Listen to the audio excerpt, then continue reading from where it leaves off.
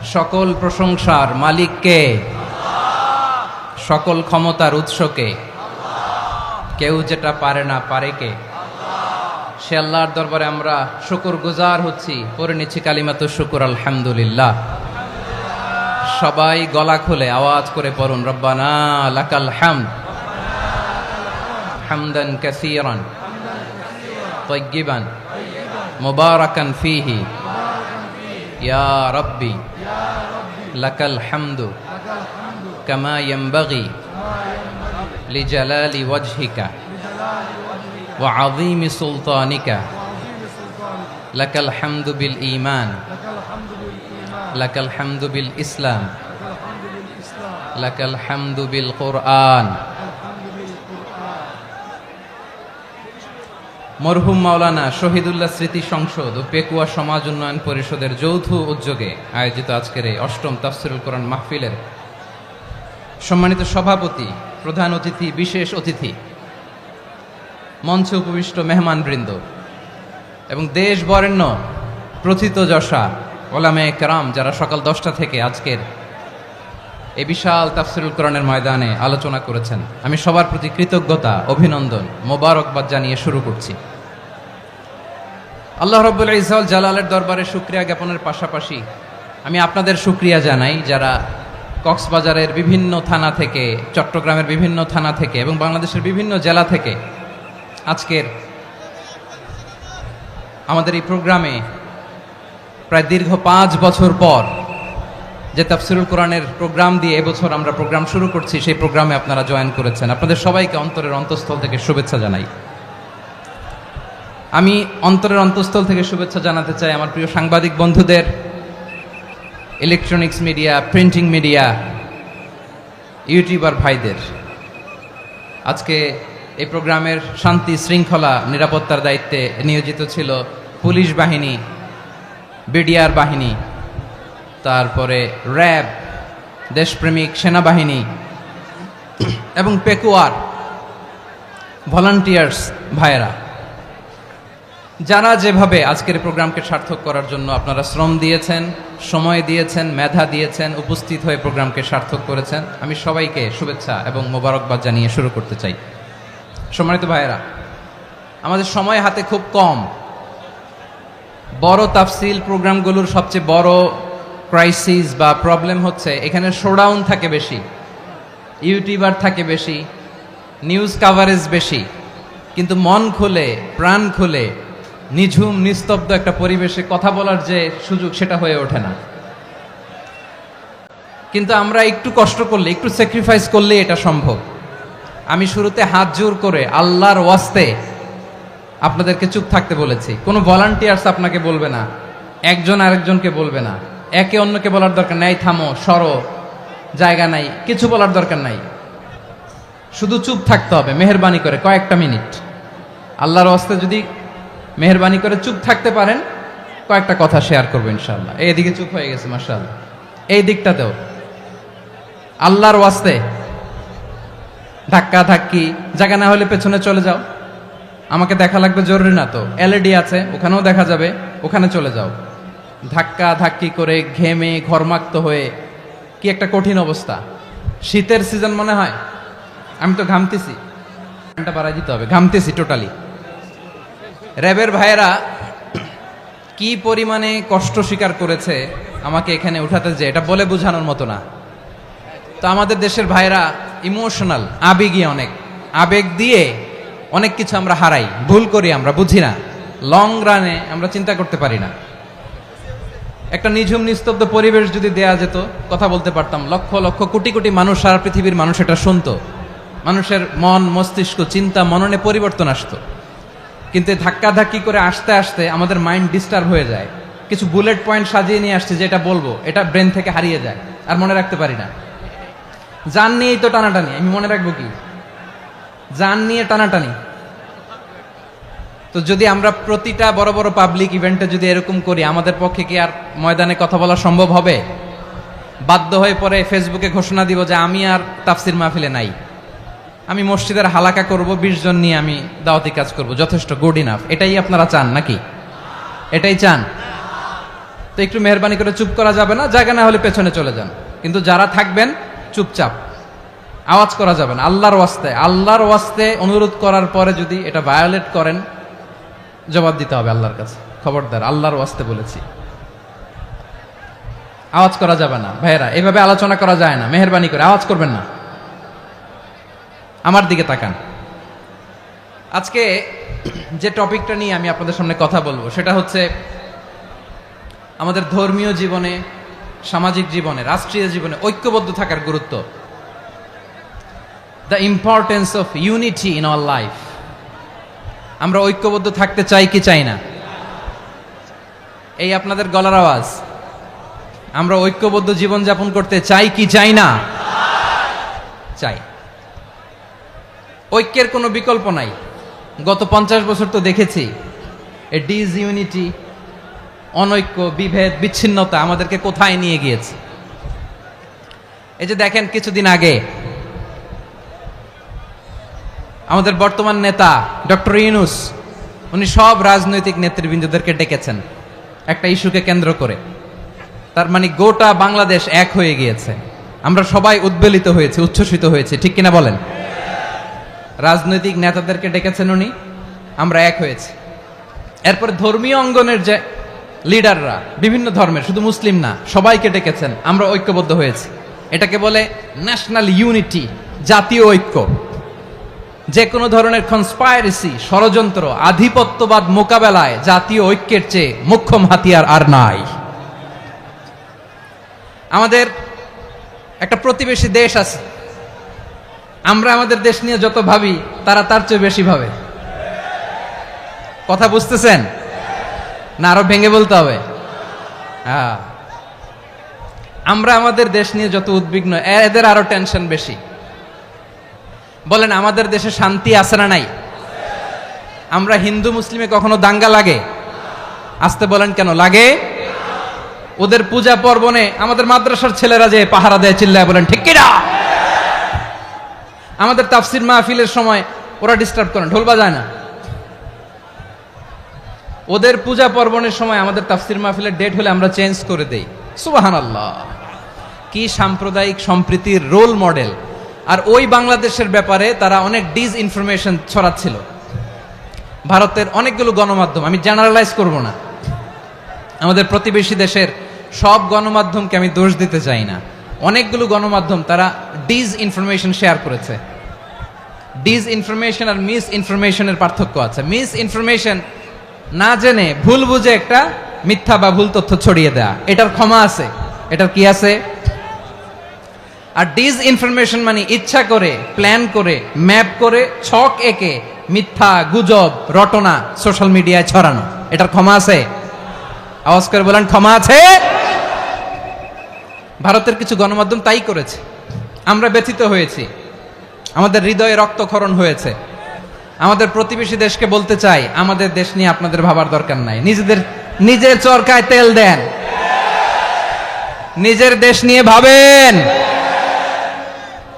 গত মাসের voice of আমেরিকার রিপোর্ট, বাংলাদেশে সংখ্যালঘু জনগোষ্ঠী আগের চেয়ে বেশি নিরাপত্তা পাচ্ছে।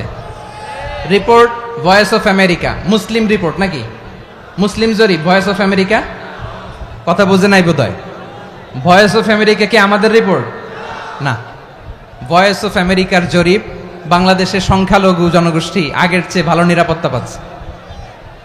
শুধু এখানেই শেষ না, মাইক্রোসফটের একটা জরিপ শোনায় আপনাদেরকে। তারা সারা পৃথিবীতে গুজব, ভুয়া আর মিথ্যা নিউজ ছড়ানোতে কোন দেশ সেরা একটা রিপোর্ট করেছে। এর মধ্যে 1 নম্বরে এসেছে ভারতের নাম। মাইক্রোসফট তো মুসলমানরা চালায় না? কথা বোঝে নাই বোধহয়। প্রতিবেশী দেশকে বলবো, আপনারা নিজের চরকায় তেল দেন, আপনারাও শান্তিতে থাকেন, আমাদেরকেও শান্তিতে থাকতে দেন। সব চেঞ্জ করা যায়, প্রতিবেশী চেঞ্জ করা যায় না। আমাদের ল্যান্ড তাদের ল্যান্ড, পাশাপাশি। আমরা চাই তারাও সুখে থাক, আমরাও সুখে থাকি, ঠিক কিনা? কিন্তু প্রতিবেশী হলে বন্ধুত্বপূর্ণ আচরণ করতে হয়। প্রতিবেশী যদি বন্ধু না হয়ে প্রভু হতে চায়, এরকম দানব প্রতিবেশী কেউ চায় না। ভারত যদি বন্ধুত্ব উপহার দেয়, আমরাও বন্ধুত্ব দিব। কি বলেন? তারা যদি বন্ধুসুলভ আচরণ করে আমরাও বন্ধুত্ব উপহার দেব, কারণ আমাদের পররাষ্ট্র নীতি হচ্ছে সবার সাথে বন্ধুত্ব, কারোর সাথে বৈরিতা নয়। আলহামদুলিল্লাহ বলেন, কত চমৎকার পলিসি আমাদের। আমরা নির্বিবাদী, আমরা বাংলাদেশিরা শান্তিকামী, we are proud of that. এজন্য আমরা গর্ববোধ করি।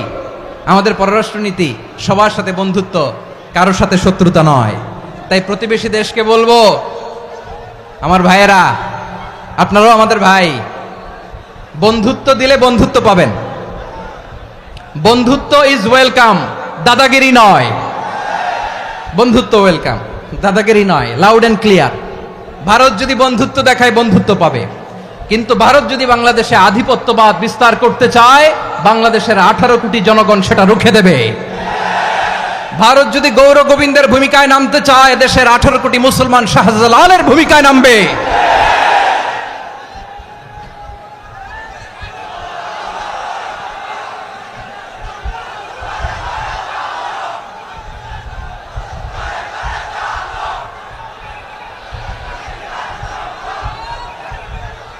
প্রিয় ভাইয়েরা, আমরা বন্ধুত্বে বিশ্বাসী, শত্রুতায় নই, ঠিক কিনা বলেন? আল্লাহ আমাদেরকে বোঝার তৌফিক দান করুক। তাহলে এই যে তারা বলেছে এদেশে সংখ্যালঘুরা কষ্টে আছে, দুঃখে আছে, এটা কি ঠিক? বলেন, এটা কি ঠিক? না, তারা ডিস ইনফরমেশন শেয়ার করেছে, এটা ঠিক নয়। আমার প্রতিবেশী বন্ধু রাষ্ট্রকে বলবো, আপনারা এটা করবেন না, এটা করবেন না। আমরা শান্তিতে আছি, আপনারাও শান্তিতে থাকেন, আমাদেরকেও শান্তিতে থাকতে দেন। এই যে চিটাগাংয়ের অ্যাডভোকেট আলিফ হত্যাকাণ্ডে গোটা বাংলাদেশ আমরা ধৈর্যের পরাকাষ্ঠা দেখিয়েছে, চিল্লায় বলেন ঠিক কিনা? আমাদের নেতা আমাদেরকে ডেকেছে, আমরা শান্ত থেকেছি। আমরা শান্ত থাকতে চাই, আমরা ঐক্যবদ্ধ থাকতে চাই। যে কোনো ষড়যন্ত্র রুখে দেওয়ার জন্য ঐক্যবদ্ধ প্রচেষ্টার কোনো বিকল্প নাই। তাই আজকের আলোচনার ছোট্ট একটা টপিক আমি শিরোনাম ঠিক করেছি, আমাদের জীবনে, সমাজ জীবনে, ধর্মীয় জীবনে, রাষ্ট্রীয় জীবনে ঐক্যবদ্ধ থাকার গুরুত্ব। এবার আওয়াজ করে পেকুয়ার ভাইয়েরা বলেন, আমরা ঐক্যবদ্ধ জীবনযাপন করতে চাই কি চাই না? আল্লাহ তাআলা সে নির্দেশনাই দিচ্ছেন।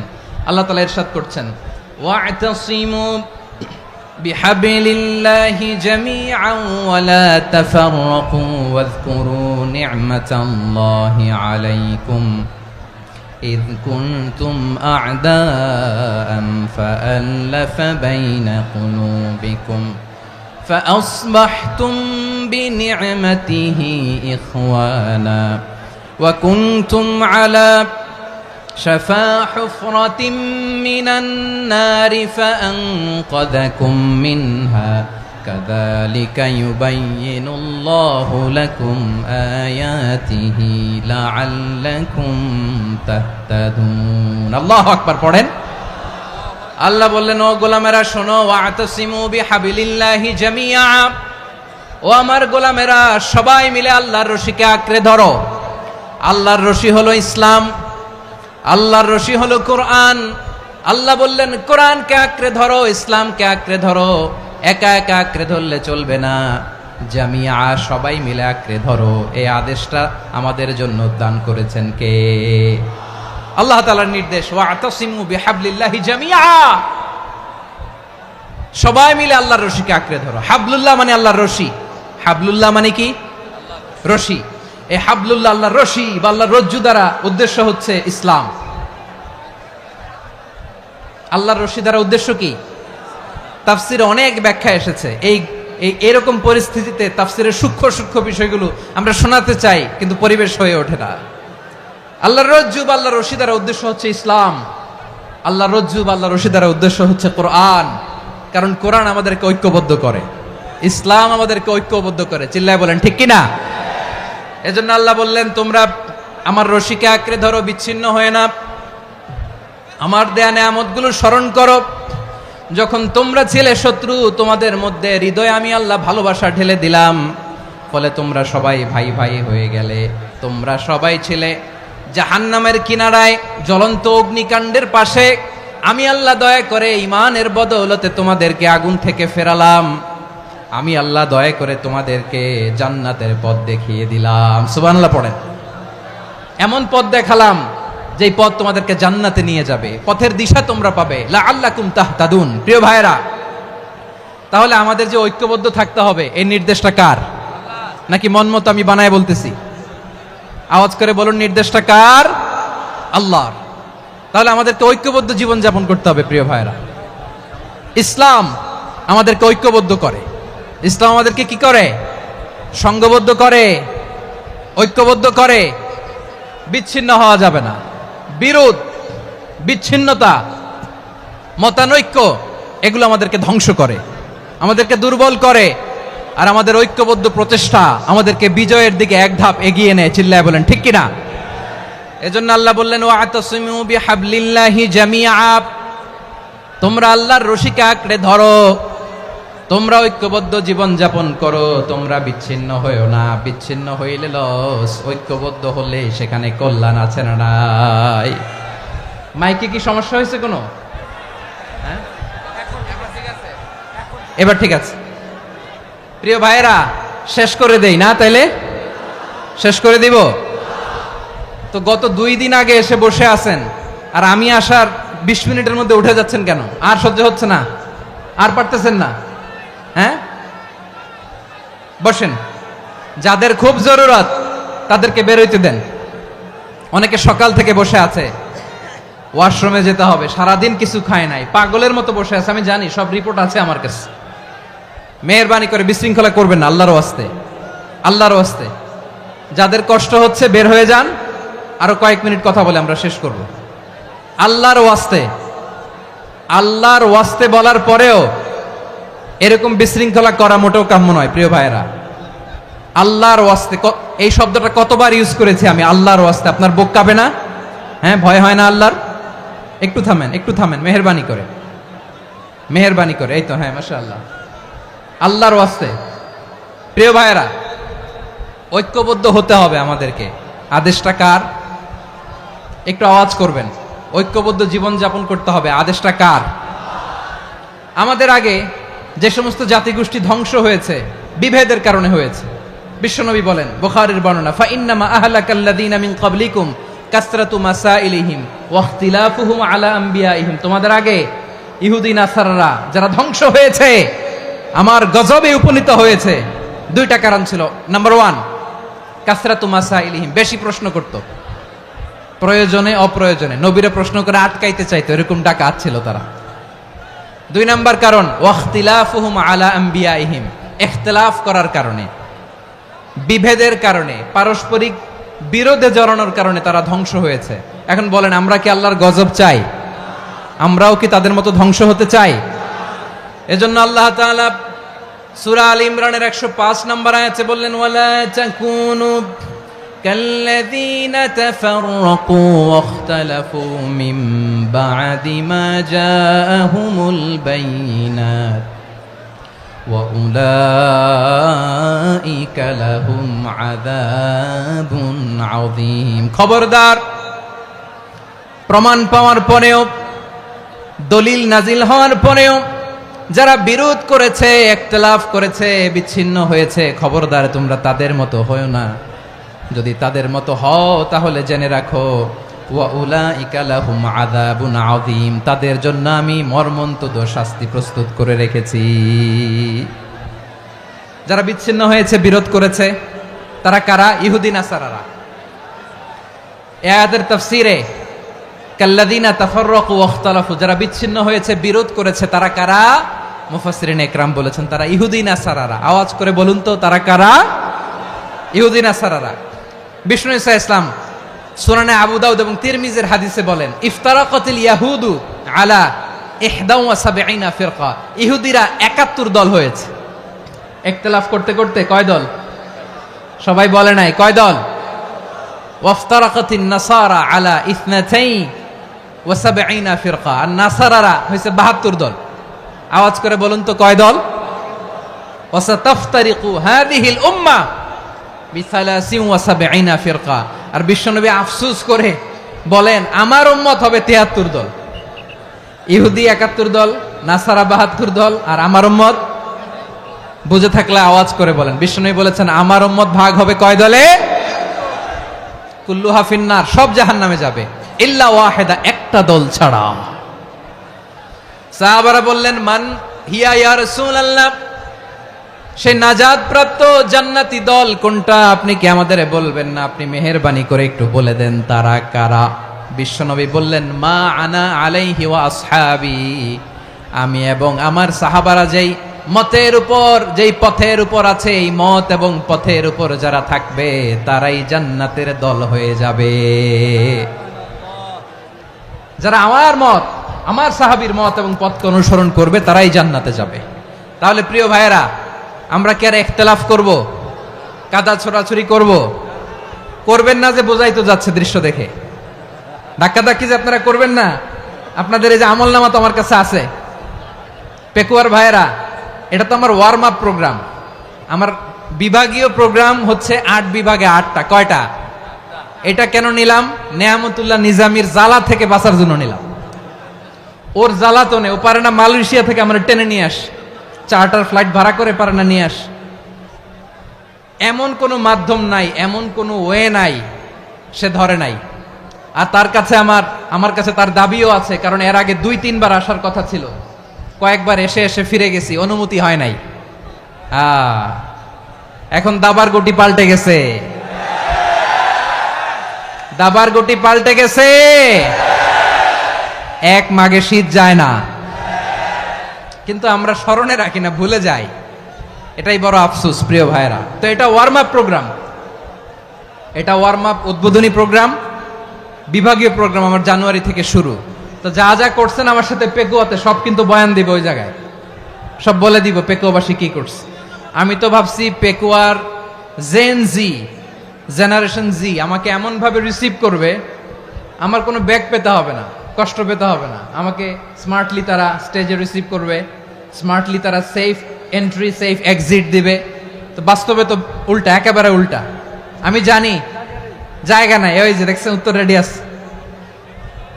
আমি জানি যে ধারণ ক্ষমতার অনেক বেশি লোক হয়ে গেছে, এটা আমি জানি। ভালোবাসা কোনো আইন কানুন দিয়ে মাপা যায় না, এটা আমি জানি। এটা যে ভালোবাসার বহিঃপ্রকাশ এটাও আমি বুঝি। ভালোবাসাকে আটকায় রাখা যায় না। এটা যে ভালোবাসার অগ্নি স্ফুলিঙ্গ, এটারে কোনো কিছু দিয়ে দামায় রাখা যাবে না, এটা আমি টের পাই। এজন্যই মনকে বুঝতে যেটা ভালোবাসা। মেহেরবানি করে অল্প কয়েকটা মিনিট একটু সুশৃঙ্খল আমার সাথে থাকতে হবে, আল্লাহর ওয়াস্তে, আল্লাহর ওয়াস্তে। প্রিয় ভাইয়েরা, তাহলে আমরা ঐক্যবদ্ধ জীবন যাপন করতে চাই, ঠিক কিনা বলেন? এবার বলেন ঐক্যের ভিত্তি কি? আমরা যে ঐক্যবদ্ধ হব কিভাবে? সবাই বলে ঐক্য চাই, ঐক্যবদ্ধ হতে চাই। ঐক্যের ভিত্তি কি বলেন? ঐক্যের ভিত্তি হচ্ছে তাওহীদ। আওয়াজ করে বলতে হবে সবাই, ঐক্যের ভিত্তি কি? যেই বলবে লা ইলাহা ইল্লাল্লাহ, ও আমার ভাই, তার জন্য আমার হৃদয়ে দরদ, মায়ামাখা দরদ, ভালোবাসা আছে না নাই? তাওহীদ। এই মুসলিম উম্মার ঐক্যের ভিত্তি তাওহীদ। পেকুয়ার ভাইরা মনে রাখেন, মেসেজগুলো মনে রাখেন। মুসলিম উম্মার ইউনিটি, ঐক্য, এটার ভিত্তি হচ্ছে তাওহীদ। যেই পড়বে লা ইলাহা ইল্লাল্লাহ সে আমার কি? এজন্য বিষ্ণুই বলেন, মান ক্বালা লা ইলাহা ইল্লাল্লাহ, যে ব্যক্তি বলবে লা ইলাহা ইল্লাল্লাহ মুখলিসান মিন কলবিহি, অন্তর থেকে যে পড়বে লা ইলাহা ইল্লাল্লাহ, দাখালাল জান্নাহ, সে জান্নাতি হয়ে যাবে। সুবহানাল্লাহ বলেন। যেই পড়বে লা ইলাহা ইল্লাল্লাহ সে কই যাবে? জান্নাতি হয়ে যাবে। তো এখন আমার সব ভাই যারাই লা ইলাহা পড়ছে জান্নাতে যাক, চাই কি চাই না? নাকি আপনি শুধু একাই জান্নাতে যেতে চান? একাই যেতে চান? জান্নাতে একা আমি যাব না তো ভাই, তোমাকেও জান্নাতে দলে নিতে চাই। সবাই বলেন, জান্নাতে একা আমি যাব না তো ভাই, তোমাকেও জান্নাতে দলে নিতে চাই। আমাদের জান্নাতের দল ভারী হোক, আমরা চাই কি চাই না? যেই বলবে লা ইলাহা ইল্লাল্লাহ ওই আমার ভাই, সে জান্নাতে যাক, এটাও আমি চাই, ঠিক কিনা? নাকি সবাইরে জাহান্নামে পাঠাইয়া খালি আপনি জান্নাতে ঢুকবেন? আচ্ছা বলেন, সব গেছে জাহান্নামে, আপনি একা জান্নাতে, ওই জান্নাতে ভাল লাগবে আপনার? আকল খাটান। সব জাহান্নামে গেছে, যান। এ কাফের, ও জালেম, ও নাস্তিক, সব গেছে জাহান্নামে, আপনি একা জান্নাতে, ওই জান্নাতে ভাল লাগবে? জান্নাতে আমি একা যেতে চাই না, আমার জান্নাতের দলকে আমি ভারী করতে চাই। চিল্লায় বলো ঠিক কিনা? যারাই বলবে লা ইলাহা ইল্লাল্লাহ তারা আমার ভাই। বিশ্বনবী এই কথাটার আরো চমৎকার ব্যাখ্যা করেছেন। তিনি বলেন, মান সাল্লা সালাতানা ওয়াস্তাকবালা কিবলাতানা ওয়া আকালা যাবিহাতানা ফাযালিকাল মুসলিম লাহু যিম্মাতুল্লাহি ওয়া যিম্মাতু রাসূলিহি ফালা তুখফিরুল্লাহা ফি যিম্মাতিহি। বিশ্বনবী তিনটা ক্রাইটেরিয়া শুনিয়ে দিলেন। তিনি বললেন, মান সাল্লা সালাতানা, যে ব্যক্তি আমাদের মতো নামাজ পড়ে, ওয়াস্তাকবালা কিবলাতানা, আমাদের কিবলারে কিবলা মানে, ওয়া আকালা যাবিহাতানা, আমাদের জবাই করা পশু খায়, ফাযালিকাল মুসলিম, সেই মুসলমান। সুবহানাল্লাহ। আমার মতো নামাজ পড়ে মানে কি? তার ডিভাইন অ্যাক্টিভিটি আমার মতো, তার ইবাদতের সিস্টেম আমাদের মতো। ওয়াস্তাকবালা কিবলাতানা মানে কি? আমার যে ডাইরেকশন তারও একই direction, to the direction of কাবা। আল্লাহু আকবার। কাবার দিকে হয়ে সে নামাজ পড়ে।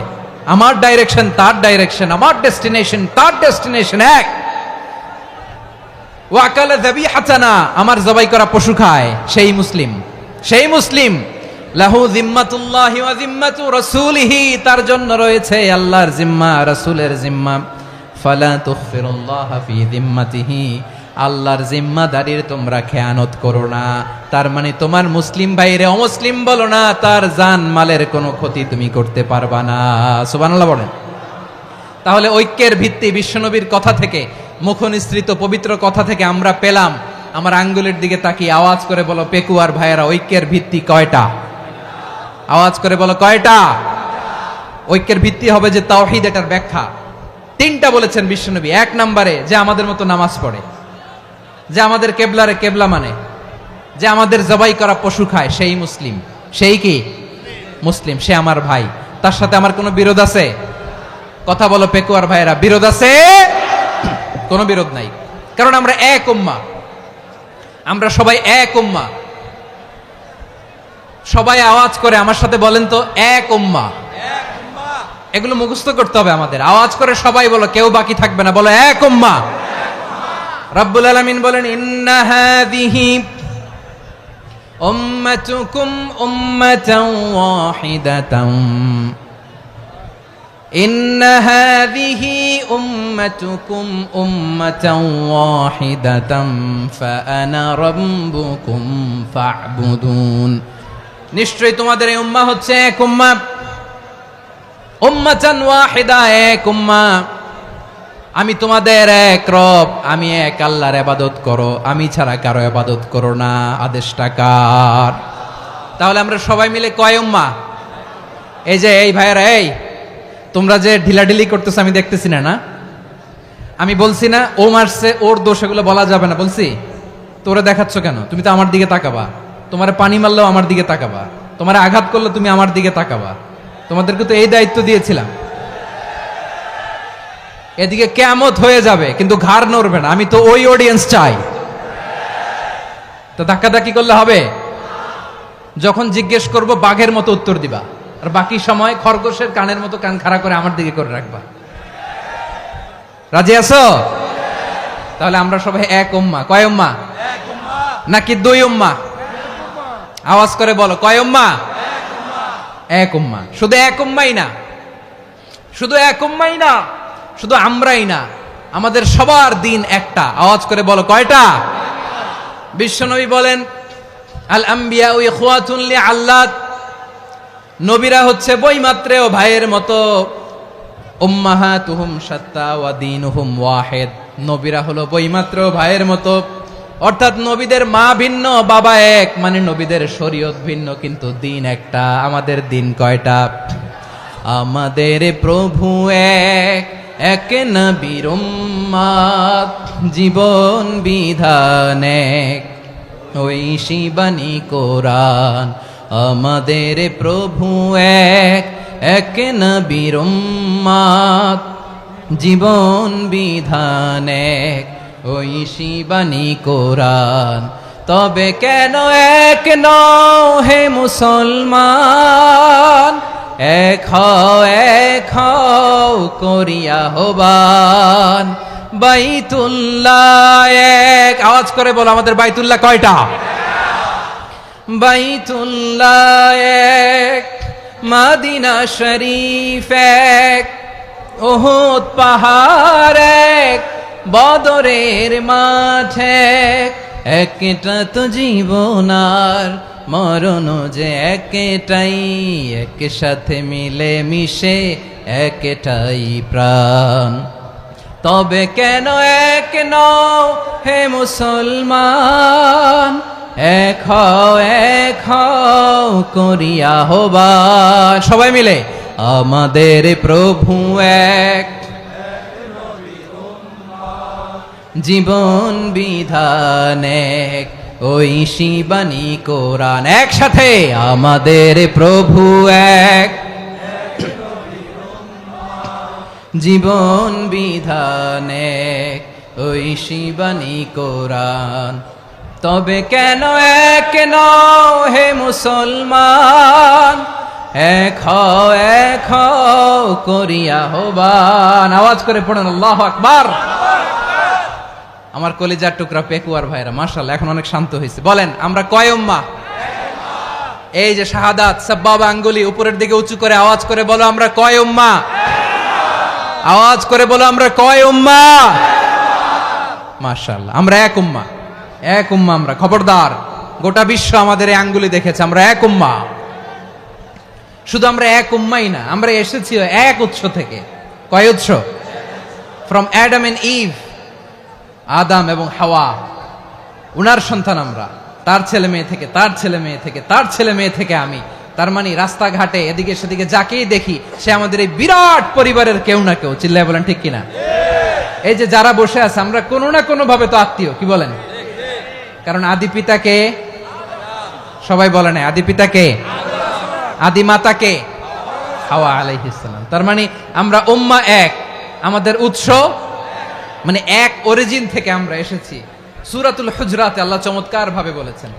এবং এই আয়াতটা দিয়ে 2022 সালে ফিফা ওয়ার্ল্ড কাপ কাতারে শুরু হয়েছে। দেখেন কাতার কি স্মার্টলি গোটা বিশ্বকে এক উম্মার কনসেপ্ট দিয়েছে। সুবহানাল্লাহ পড়েন।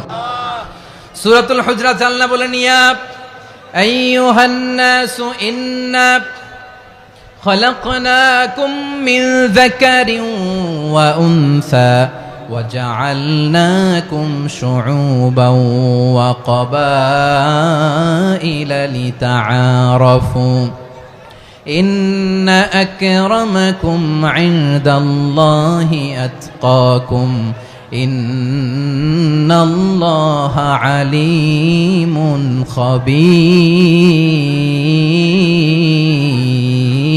خبير। আল্লাহ বলেন ইয়া আইয়ুহান নাস ইন্না খলাকনাকুম মিন যাকারিন ওয়া উনসা, ও দুনিয়ার মানুষেরা শোনো, তোমাদের সবাইকে সৃষ্টি করেছি এক পুরুষ এক নারী থেকে। আওয়াজ করে বলতে হবে পুরুষটার নাম কি? এবার আওয়াজ করে বলুন নারীটার নাম কি?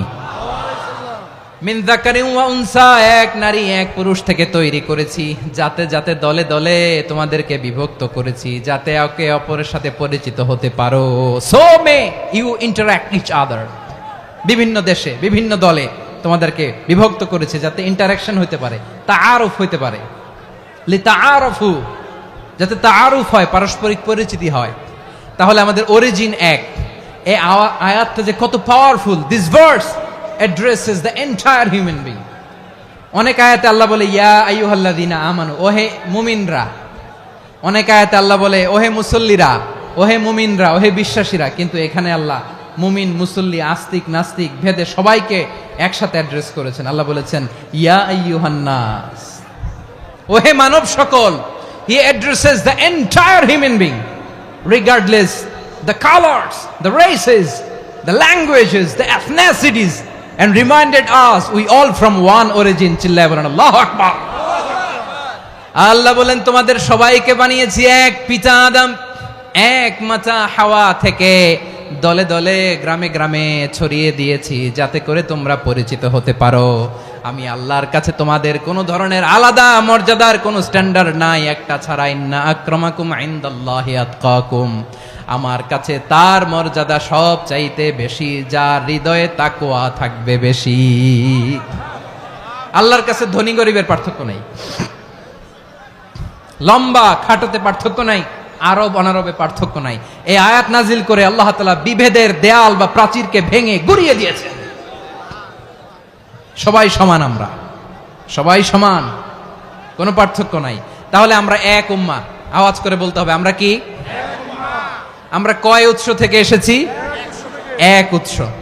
এবার আল্লাহ বললেন শুধু চাই না, বিশ্বনবী আমাদের শিখিয়ে দিলেন শুধু এক উম্মাহ না, শুধু এক উৎস না, তোমরা এক দেহ এক প্রাণ। আল্লাহু আকবার। এক দেহ এক প্রাণ বানানোর কথা না, বিশ্বনবীর কথা। বিশ্বনবী বলেন মাসালুল মুমিনিনা ফি তাওয়াদ্দিহিম ওয়া তাআতুফিহিম ওয়া তারাহুমিহিম মাসালুল জাসাদ। মুমিনের ভালোবাসা, সম্প্রীতি, ঔদার্যতা, এটার দৃষ্টান্ত কি? লাইক ওয়ান সিঙ্গেল বডি, একটা দেহের মতো সবাই। ইনিশতাকা